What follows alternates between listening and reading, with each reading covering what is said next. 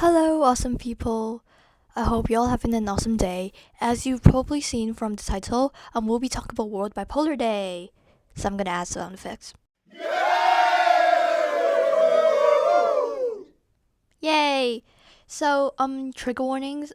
This episode contains mentions and references of bipolar, depression, manic, and hypomanic episodes. So, I think you can tell by the title that today is World Bipolar Day. It's March 30th, and for me, when there are days dedicated to mental illnesses, I don't feel particularly upset like that might be what people think I would feel, like really upset or just angry. But usually for me, these days are for me to reflect and to just raise awareness. So, today I'll be sharing my journey with bipolar disorder and talk about how to help other people affected by this sick disorder. And also, before we start, I'm not a huge fan of music all the way through podcasts, and I don't really like it being played all the way because it's just really loud and a bit annoying. But I am considering trying it out. So, in honor of World Bipolar Day, I'll be playing songs from artists with bipolar, just for fun, and it seems quite nice. So, first of all, this is the official definition of bipolar disorder by the World Health Organization. Bipolar disorder typically consists of both manic and depressive episodes separated by periods of normal mood.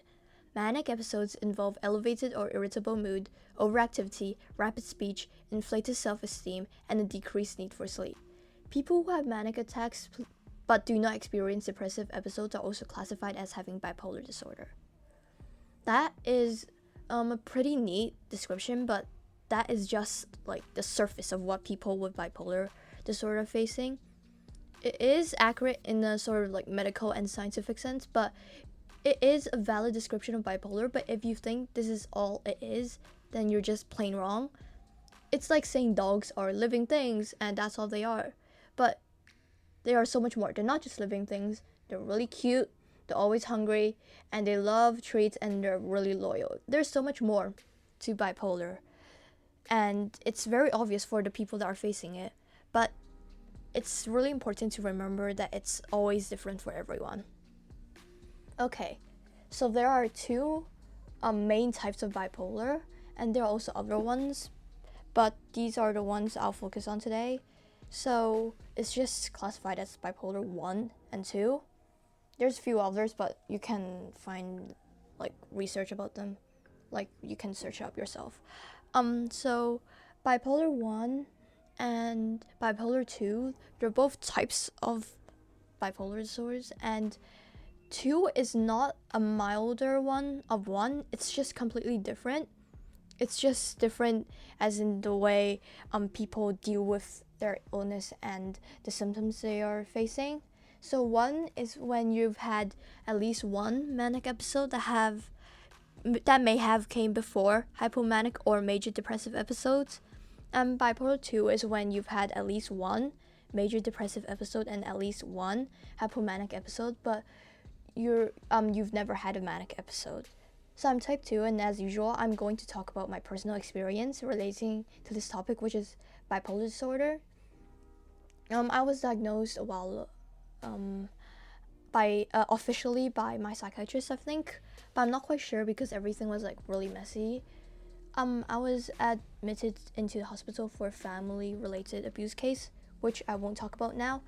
I was diagnosed right there in the hospital, but I think I received a letter from the health authority a while afterwards, like a few weeks after.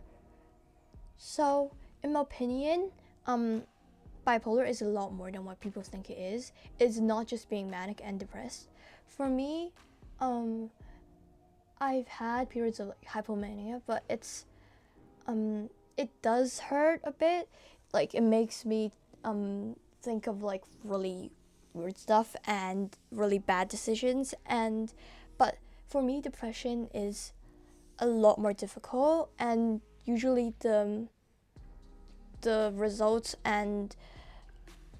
of my thoughts, it usually ends up with something really dangerous and something really just not very nice for people to deal with. So what people would define bipolar is as being manic and depressed. It's not wrong, but everyone has experienced something different, right? So there would never be a single definition that would cover every experience anyone has had with bipolar. And for me, my depressive episodes are a lot more severe than my hypomanic ones. And people sometimes lose friends, family, relationships, their partners. And I've known people that like spend a lot of money and would clear out like the whole bank accounts during manic episodes. I had a friend who bought like 20 or like 50 items from Taobao and Amazon in like a few days. And I also realized I don't know if it's a thing, but people like to shave their heads. I've had that period too. Sometimes I just feel this need to just cut all my hair off. And some people actually like it, like it becomes like a permanent style for them. But also a lot of people said that they actually regretted it. So I really want to do it, but I'm just telling myself, oh, it's just part of the disorder and it's gonna pass. You're gonna regret it if you cut it. And all my friends say I look better with long hair, so I'm not gonna cut it. I don't think I'm gonna cut it. I don't really want to cut it. So back to the topic. Quite often bipolar is diagnosed with like other mental illnesses, and I personally have a few others, and sometimes it's hard to determine which symptom is caused by which. And I never really thought that I would get diagnosed with this particular disorder, so not bipolar. And it was quite scary because I didn't know much, and I never thought I had it or anything. So of course, like a normal person, I researched a ton and just kept looking at articles and reading through stuff. And I joined support groups, communities online, and realized some of the behavior I had a few years ago might be related to it. I really remember singing during Christmas in school and in front of some people, and for me that was just out of control behavior for me, because looking back, I do feel really embarrassed because I don't sing in front of people, and I don't think I did for almost 3 years. I only do for my sister and my mom and my dad. So I don't know how to describe it, but it just feels like you're really happy and your whole face is like hot and red. It's like you've just ran a marathon or something. It's just a burst of energy right up, and it does feel great. It does sometimes feel like you're getting high or something, but it leads to a lot of bad decisions. So the bad decisions are a lot worse than what some people might think, and some people really spend their whole life savings just for no reason, and they don't really know why, and it leads them to make really bad decisions, and that's not great. So for me, the part is the depressive episode after. That's the part with the bad decisions.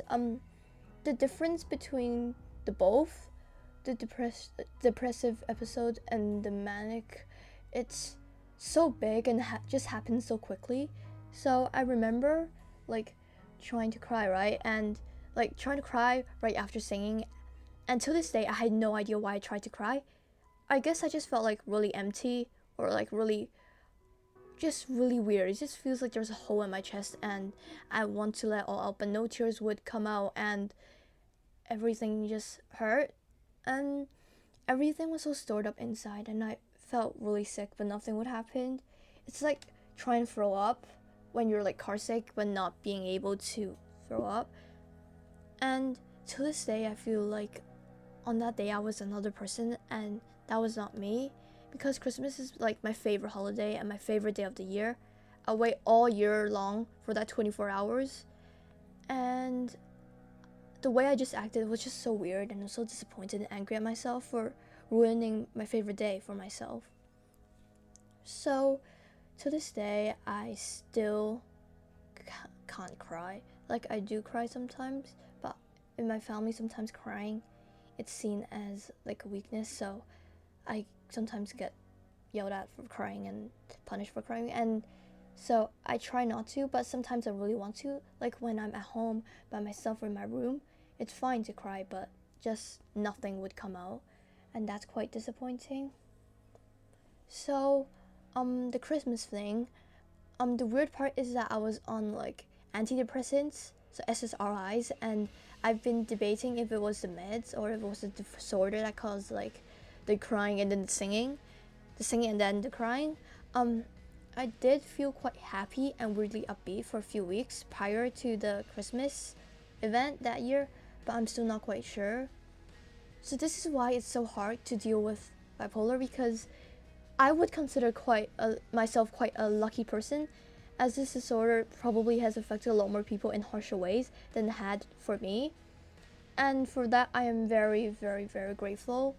And I know a lot of people that had a lot of trouble balancing like life and their upsetting moments and romantic episodes and meds and family and friends. And it's hard to balance relationships with bipolar, whether it be just like a romantic one or like a friendship.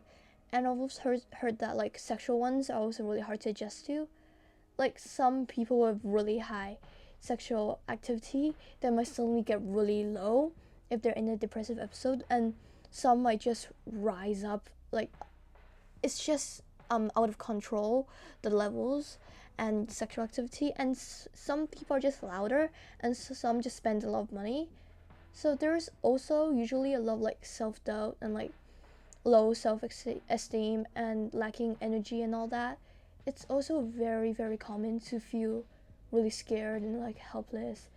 And also, I also, for me, also feel like really annoyed and frustrated with everyone, and anything you say, it would just piss me off. So if you have bipolar, I just want to say you're a really awesome person, and not because you have bipolar, but because you're here with bipolar. You're great and so awesome even if you don't know it. You might have lost your job, pushed people away, maybe you've stayed in bed for a few days, but just being here and trying to fight this illness, you're all my heroes and I love you all so much. And if you're doing well, and that's wonderful, that's great, and I'm sure everyone's proud of you. I'm also really proud of you. But if you're struggling, don't worry. We've all been there and people will help. So if you need someone to talk to you, you can message me separately on the forms in my link tree, or you can just email me or something. It's also on my link tree. So raising awareness about bipolar disorder is really important because like society as a whole does not understand bipolar well enough. It would take time, but if it ends up with everyone struggling with this illness feeling really inclusive in this society, then everyone should be willing to put in the effort to make people with bipolar feel more included. And so spend this day having fun, celebrating your courage and everything awesome about you. So I hope that helps. Thank you for listening. I hope you listen to my other episodes, and I hope you have an awesome day. Bye!